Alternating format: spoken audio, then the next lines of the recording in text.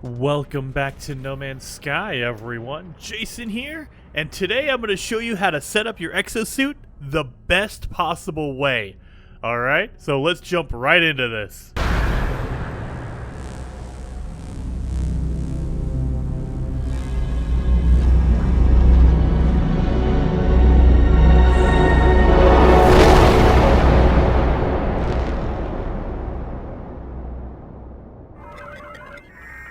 Now, there are a few things you need to know with your exosuit specifically. Now, there's going to be a lot of technology, but the general rule is you can have 3 store-bought upgrades, and then any of your blueprints that you make, okay?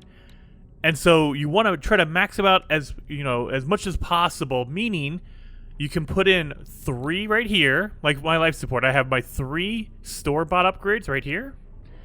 And then in my technology inventory, I have 3 more as well. So you can have 6 total for each one as long as you have space. Now, I always prioritize my my life support, my movement, my jetpack basically, and then my shields, okay? So those are the 3 that I always focus on because those 3 will give you the biggest bump. I'm not going to put in any of my hazmat, my hazard protection into my technology. Don't need to worry about that. So, if you want to buy your upgrades, this is kind of basic stuff, guys. I know it's basics, but I want to make sure that everyone starts out 2020 in the best possible way. So if you're a beginner, this is going to help you out a lot. So once you hit a space station, you can come over here. There's 2 sides to a space station. There's the left side over there and the right side. Now, if on the left side, this is where the appearance modifier and your ship upgrading thing are going to be your terminals. Well, if you come over here, this little terminal right here that just lit up, this lets you buy more room in your exosuit because you won't start out with this much room. I maxed out, and the maximum inventory slots are 48 in your general, 14 in your technology, and then 48 in your cargo, okay? So once you get to that point, you can start actually putting stuff up there. And I would recommend, if you're buying them from the space station, focus on your general and your technology because your cargo is the most expensive because it holds the most. So it's going to be the most expensive one to upgrade. And you can't put anything in there. You can't put any technology in your cargo. You can only put items in here. So if you want to, put more movement upgrades and stuff like that, you're going to need to do it in your general or your technology. Now let's go over to this technology merchant. Now all of these merchants in here, you see all these guys? They have specific shops. This is your exosuit upgrades. This is your exocraft upgrades. These are your starships, and here's your multi-tool upgrade. But we're focused on our exosuit, so that's what we're going to go over to this merchant right here. So if you talk to him, let's get him. There you go. And he's just going to give you that. You don't have to worry about any of that stuff. You go to purchase upgrade modules. So you can have, and remember, you can have 3 of them, and you can only have 3 total of your bot upgrades. So if you have 1 B class and 2 C classes, that's 3. That's all you get.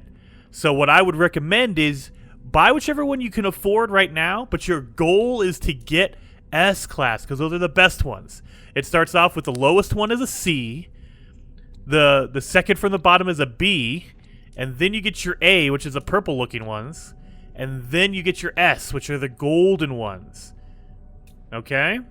Now, like I said, you can only have 3 total. So like if I get a movement module like this, let's buy that one out right there.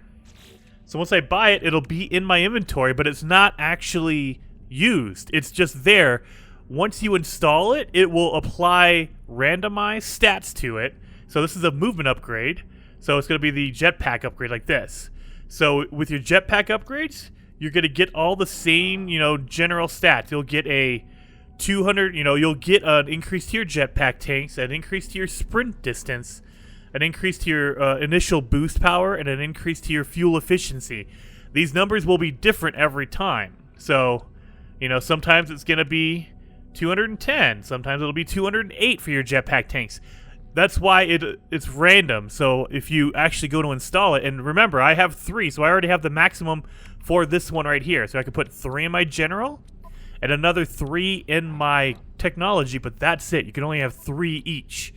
If you try to put a fourth one in, like right here, there you go, you're overloaded. And that's with anything. If I get a B class, a C class, an A class, you can only have 3 of that specific one. What?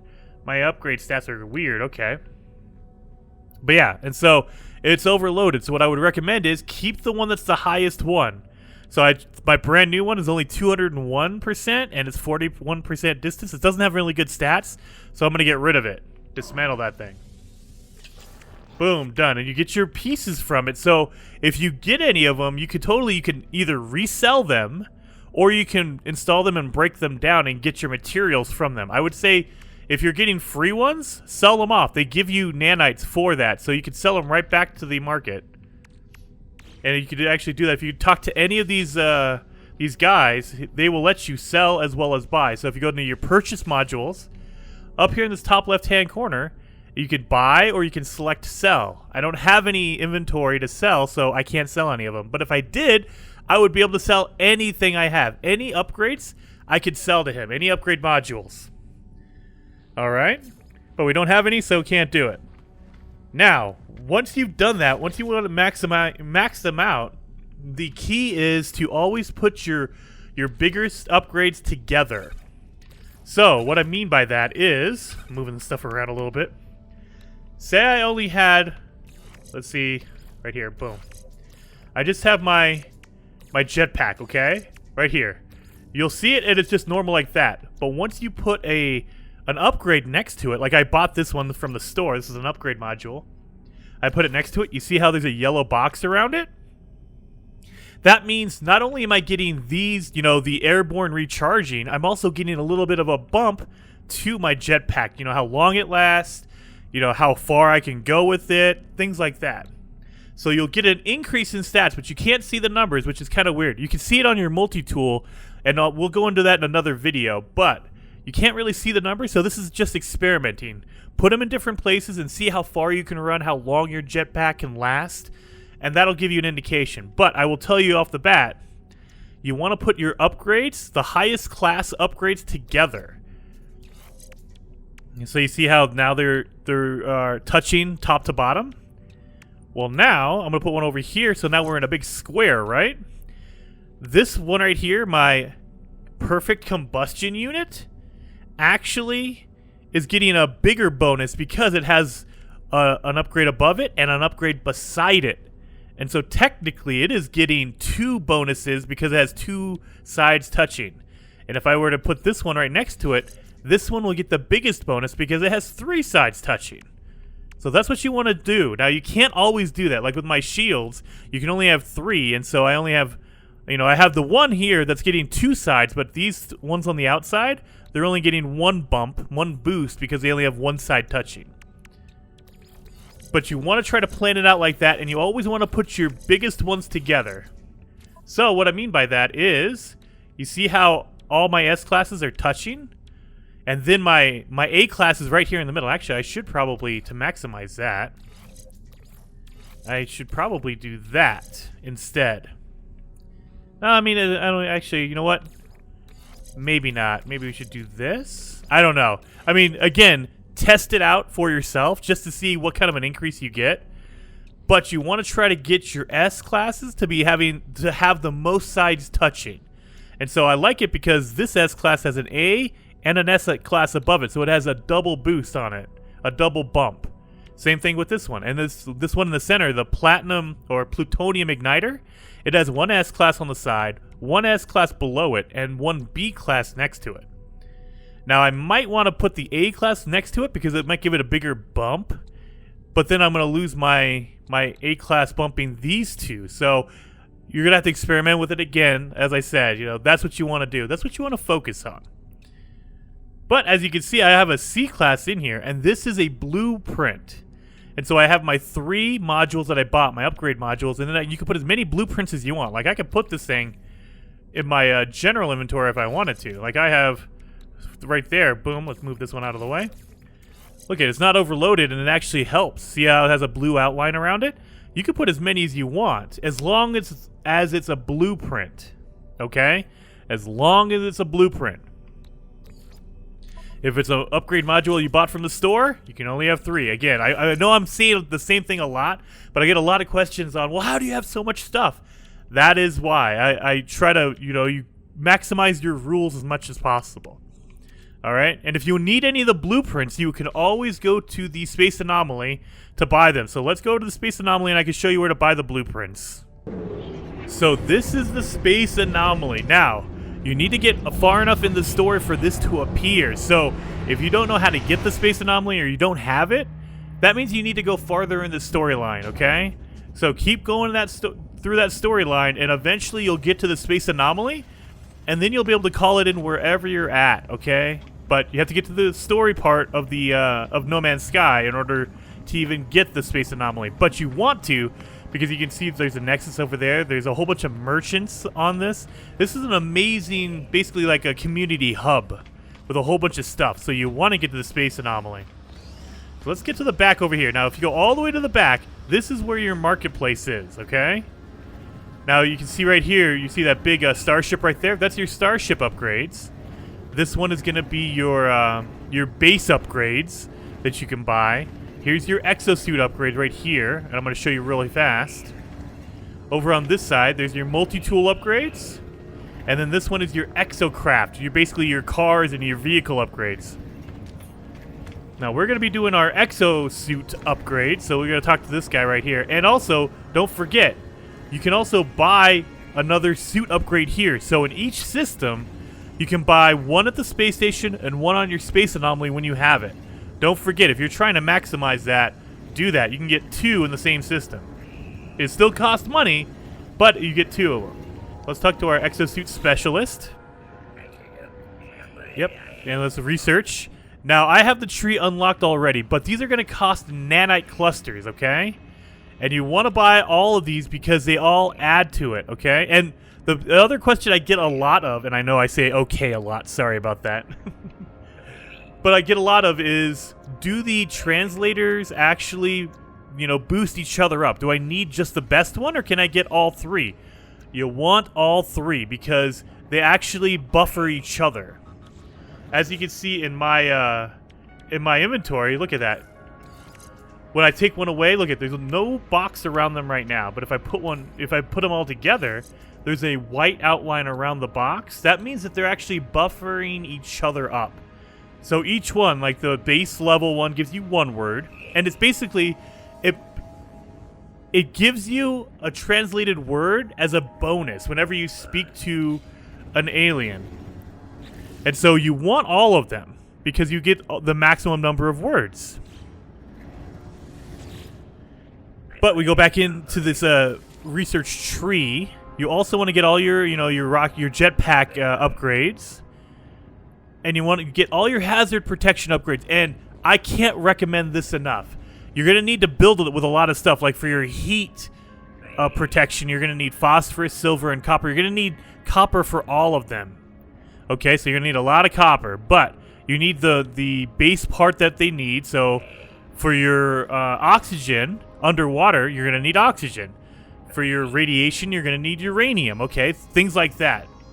But I would highly, highly recommend it because they buff up your protection for that element. So, let's say this right here. I have my my radiation protection. If I have it filled up all the way, so if I fill it completely, it will protect me for example, I'm just going to be throwing out numbers out there.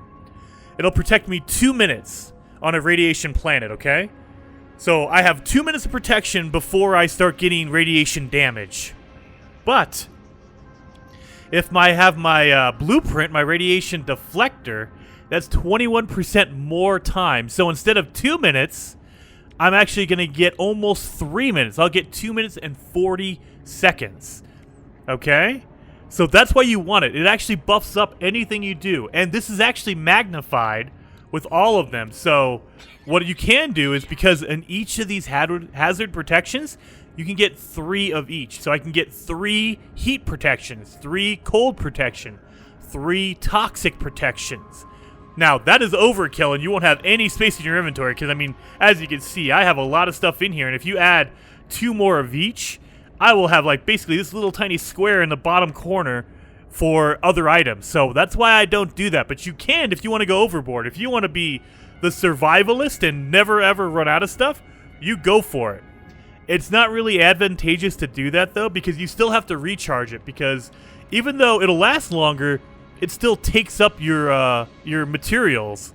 And so you add an extra 20% to 2 minutes, so you get 40 extra seconds. Okay. It's probably not even that much. What's 10% of a minute is 6 seconds, so it's actually not even that much. My math is wrong, guys. Sorry. It's actually 12 seconds. You get an extra 12 seconds. Because I was counting to 100 instead of 60. I'm dumb, I know. So you get an extra 12 seconds per, and that varies depending on the system you're in. Like if your planet is extreme, it'll last way shorter than if it's just a normal hazard planet.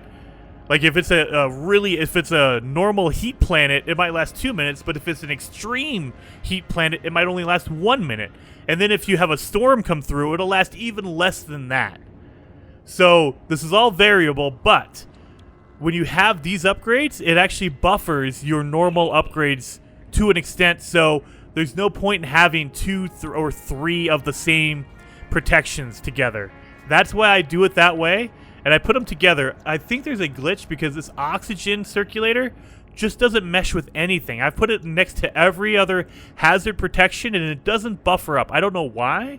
I'm guessing it is a weird bug in the system, and they will eventually fix it, but I have it there anyway because, I mean, no matter what, it will not match up with anything you put it next to. So it's the same thing with your hazmat gauntlet. There's nothing that buffers your hazmat gauntlet. Maybe in the future, but there's nothing there, so I always just put it off in the side or in the corner or whatever. So hopefully you guys learned a lot. I know this is kind of basics, you might know a lot of whatever I just went over, but maybe I taught you a little bit. I don't know. But hopefully you guys liked the video. If you did, hit the like button for me, and if you want to see more, subscribe to the channel. I'm uploading videos all the time, and I'll see you guys next time.